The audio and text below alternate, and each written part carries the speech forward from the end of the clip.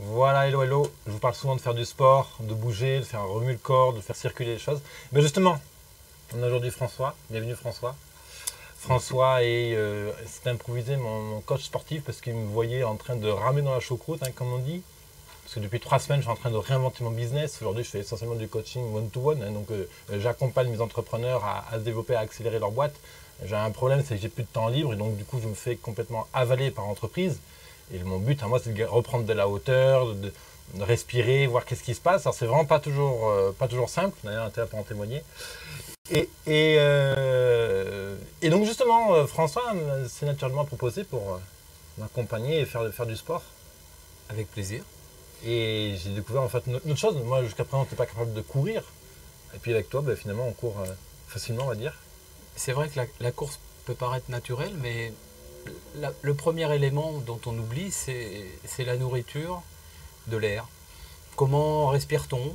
Comment on prend conscience de cela? Comment on régule on régule notre respiration sur la foulée? Et c'est vrai que eh bien, j'ai plaisir à accompagner David sur ses courses, sur ses marches, sur comment respirer.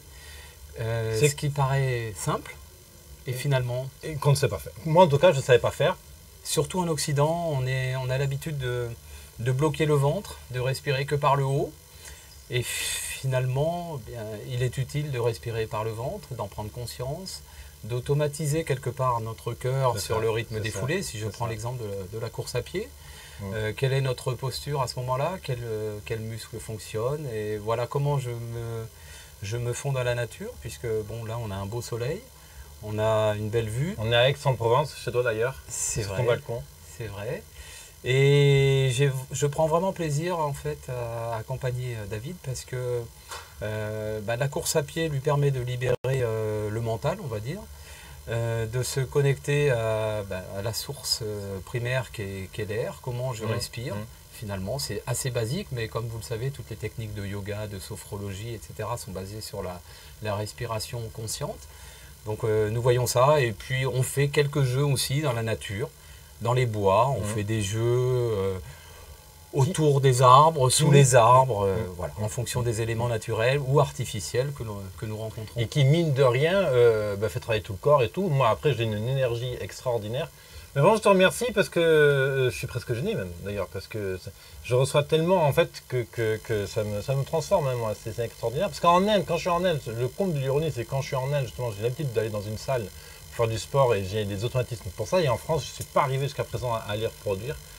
Et ça transforme vraiment en... Mais d'ailleurs, j'en profite parce que donc François est un très bon ami. Et puis, tu as déjà croisé quelques-unes des personnes qui m'accompagnent. Emmanuel, tu peux revoir aussi Anne-Dorothée qui est passée sur la chaîne il n'y a pas très longtemps. Olivier Christol, Karine Cilia. Bref, quand tu t'invites à remonter un peu dans les épisodes en arrière de la chaîne et tu pourras recroiser, re-regarder les différentes vidéos. François, je ne sais pas, qu'est-ce que tu aimerais donner comme conseil toi au niveau des on a des entrepreneurs face à nous, je sais pas. On est sur un épisode improvisé là en même temps. La première chose déjà, c'est qu'est-ce qui vous fait plaisir? Qu'est-ce qui vous fait plaisir pour exprimer votre corps? Parce que notre corps a beaucoup de potentialités, a beaucoup de qualités, de ressources. Donc qu'est-ce qui vous fait plaisir déjà? Qu'est-ce que je souhaite pour laisser mon corps s'exprimer? Donc c'est peut-être la danse, c'est peut-être la marche dans la nature. Ce peut être des rencontres dans des sports, dans des salles de sport. Qu'est-ce que vous voulez finalement? Est-ce que vous souhaitez faire un sport d'endurance, un sport de cohésion avec d'autres personnes? En fait, la première question que je pose à chaque personne que j'ai l'honneur d'accompagner, c'est qu'est-ce qui vous fait plaisir au fond? Donc voilà, je fais un petit état des lieux. Et en fonction de cela, je pose une deuxième question. Qu'est-ce que vous souhaitez développer comme qualité physique? Après, comme dit une chose, c'est clair, moi je t'ai introduit comme coach sportif, mais tu n'es pas coach sportif aujourd'hui. Non, je suis entrepreneur également. Donc très simplement, je suis formateur coach. Voilà. Je forme des cadres au leadership en situation de crise, c'est-à-dire comment prendre des décisions en situation d'incertitude ou complexe. Je forme également des professeurs, des enseignants ou des formateurs à une approche canadienne qui s'appelle l'approche par les compétences. Qui est révolutionnaire. Voilà, c'est une approche beaucoup plus interactive, beaucoup plus efficace, puisque on retient, pour faire simple, 5 à 7 fois mieux les informations que l'on reçoit par rapport à l'enseignement traditionnel que nous connaissons en France.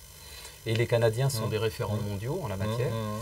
Et ma troisième dimension, c'est de l'accompagnement de talents, à la fois par le sport, mais par l'hypnose ericksonienne, par la pleine conscience, je dirais. Et c'est faire prendre conscience en fait aux personnes de leurs propres ressentis, leurs émotions et comment ils pensent, quelle est leur structure de pensée. Comment Moi, je suis intimement convaincu de tout ça. Toi, tu l'es aussi, évidemment, puisque tu travailles en plein dedans.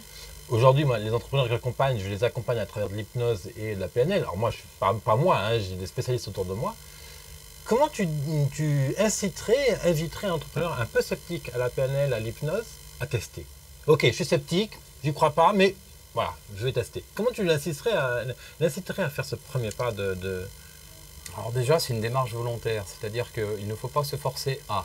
Voilà. Et autre chose aussi importante à savoir, c'est qu'il ne suffit pas d'une séance d'hypnose ou de sophrologie pour se dire « Ah, je gère mon stress, je régule mon énergie ».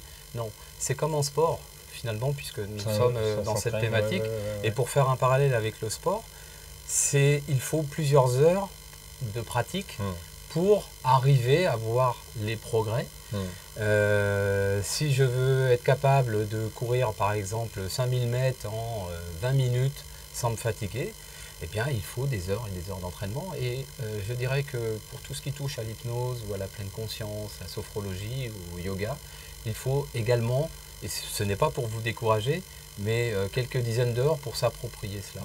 Et le but, c'est vraiment de s'approprier ces techniques qui sont basées essentiellement sur de la respiration, sur comment je sens mes muscles, etc., par rapport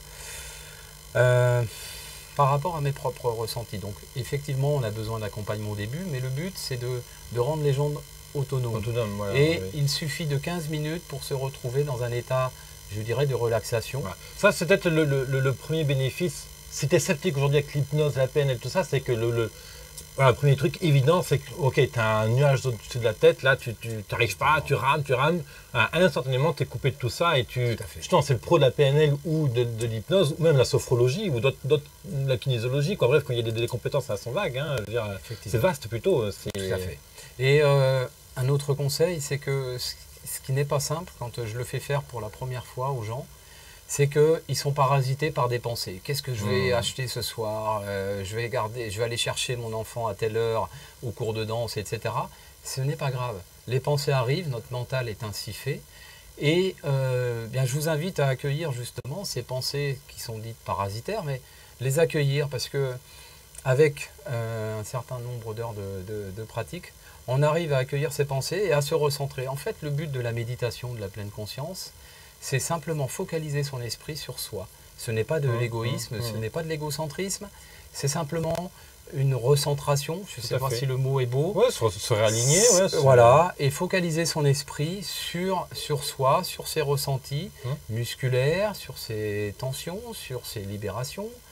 Et le fait tout simplement de focaliser son esprit sur une partie du corps, par exemple, parce que j'aime bien scanner et accompagner les gens en scannant son corps en partant du haut en bas, par exemple, des pieds jusqu'à la tête ou des pieds jusqu'en bas, peu importe.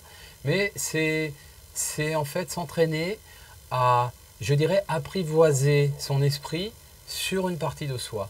Et notre corps, finalement, c'est pas un bon mot qui me vient, mais c'est une belle machine. C'est une machine extraordinaire qui a plein de potentiel et dont on ignore les ressources. Donc le simple fait de focaliser son esprit sur son corps, eh bien, ça permet d'être ici et maintenant, d'être présent. Et c'est ce qui ouvre beaucoup de portes. Exactement. Mais c'est long d'arriver à comprendre ce genre de choses d'ailleurs. Hein. C'est très long. Hein. Moi, j'ai mis sophrologie et compagnie, ça fait peut-être 2 ans que je m'intéresse vraiment. Puisque je suis rentré activement dans la démarche, que je regarde tout ça. Avant, je connaissais les termes, puisqu'on en a toujours parlé dans ma famille. Mais, et d'ailleurs, j'aurais peut-être même pu sauver mes anciens magasins si j'avais eu connaissance d'une telle méthode. Quoi. Je n'ai pas le regret, hein, mais vas-y, dis-moi. Je me permets de prendre un exemple, parce que j'ai eu l'honneur de suivre aussi des pilotes de chasse, puisque j'ai travaillé quelques années dans l'armée de l'air, et c'est là où j'ai aussi beaucoup appris les techniques, on va dire, d'optimisation du potentiel, c'est-à-dire des techniques qui marient différentes techniques de sophrologie, de yoga, de training autogène de Schulz, de pleine conscience, etc. Et finalement, avec la patrouille de France, il passe par ces états, on va dire, modifiés de conscience avant chaque entraînement. Avant chaque entraînement, ils se voient en équipe, à 8. Et au son du leader, ils revisitent en fait toute la chorégraphie qu'ils vont faire à l'entraînement, ou après quand ils sont en meeting, qu'ils vont faire réellement devant le public. Et le simple fait de faire pendant une petite demi-heure cette visualisation mentale quelque part, ça leur permet d'être plus performants. J'ai une autre analogie aussi avec les sportifs de haut niveau, par exemple les skieurs, lorsqu'ils sont en haut de la montagne avant la compétition, que ce soit un slalom ou une grande descente, eh bien, ils vont revisiter ce qu'ils ont vu à l'entraînement et ils vont déjà activer dans leur cerveau les zones motrices. C'est ça qui est fort, c'est que notre esprit et notre mental peut déjà comme s'ils faisaient un préchauffage avant de... Exactement, pour utiliser les muscles juste efficaces pour faire telle ou telle trajectoire, de façon à économiser le reste des muscles qui sont parasitaires ou qui peuvent perturber la trajectoire. Et le simple fait de se concentrer sur la trajectoire idéale leur permet d'être plus performants. Et c'est ce qui se passe aussi avec la patrouille de France. On appelle ça la musique d'ailleurs. Oui, oui. C'est la musique, c'est-à-dire que bien, du coup tout est plus fluide parce qu'après quand ils sont en pleine évolution, eh bien, ils sont unis, ils sont reliés et c'est beaucoup plus facile.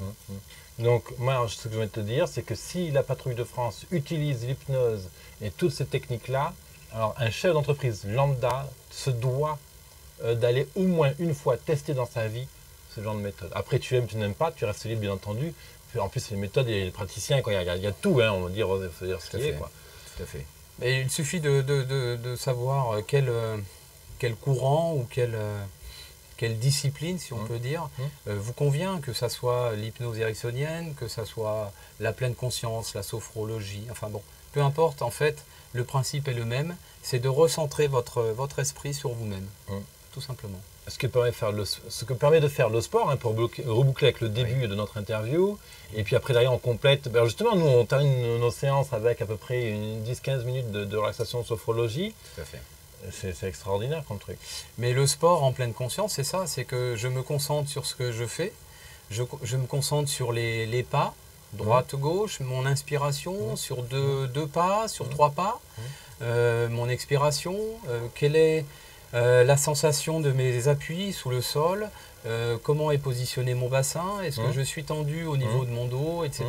Donc c'est aussi de la pleine conscience. C'est comme quand vous regardez un film, vous êtes absorbé par le scénario et le film, et vous êtes en pleine conscience. Finalement, on vit la pleine conscience quand on est complètement dans l'instant présent et juste focalisé sur. Pour illustrer, tu n'es pas en train de te demander comment le caméraman a tourné la caméra, comment il a positionné ses lumières, où est-ce qu'il raille pour amener l'acteur et tout ça, quoi. Exactement. Bah, écoute, c'est génial, François Bernard. Merci. Où est-ce qu'on te retrouve? Eh bien, alors, il faut savoir, et ça je reprends la formule à mon ami Stéphane, qui est aussi qui est kinésiologue et ostéopathe, et qui dit une belle phrase. C'est, vous savez que vous avez des projets pour la vie, mais la vie a des projets pour vous aussi. Il suffit simplement d'être connecté à l'instant présent, ici et maintenant, et à vous. Exactement. Voilà, merci David. De ne pas partager. Moi, je ne contraire à rien, moi, il n'y a aucune obligation. Bien évidemment. Donc, j'ai un blog sur mon propre site qui s'appelle APC au carré, donc, ou alors APC carré en minuscule toutattaché.fr, où vous pourrez voir quelques articles qui parlent de la pleine conscience, qui parlent de la prise de décision en situation incertaine. En tant qu'entrepreneur, ça peut vous intéresser également. Et puis l'approche aussi canadienne. Quelque part, la pédagogie a beaucoup de rapports et de liens avec la façon de manager, puisque les outils, les leviers sont identiques. Et tout est centré sur le cœur et sur l'humain. Exactement. Merci François. Merci à toi David, merci à vous. Alors, donc du coup, tu retrouveras les coordonnées de François dans l'article qui correspond à cette vidéo. Si tu m'écoutes depuis YouTube ou Facebook, ou même SoundCloud ou iTunes, dans la description en dessous, tu vas avoir le lien qui va te ramener directement sur mon blog. Et je te remercie pour ton écoute. Si tu as aimé, mets-moi un pouce en l'air. Tu peux t'abonner à ma chaîne YouTube, bien entendu. Si tu as une question, tu peux la mettre dans les commentaires directement. François t'y répondra directement, bien entendu. Merci à vous, les entrepreneurs. Je vous retrouve demain pour une prochaine émission. Bye bye.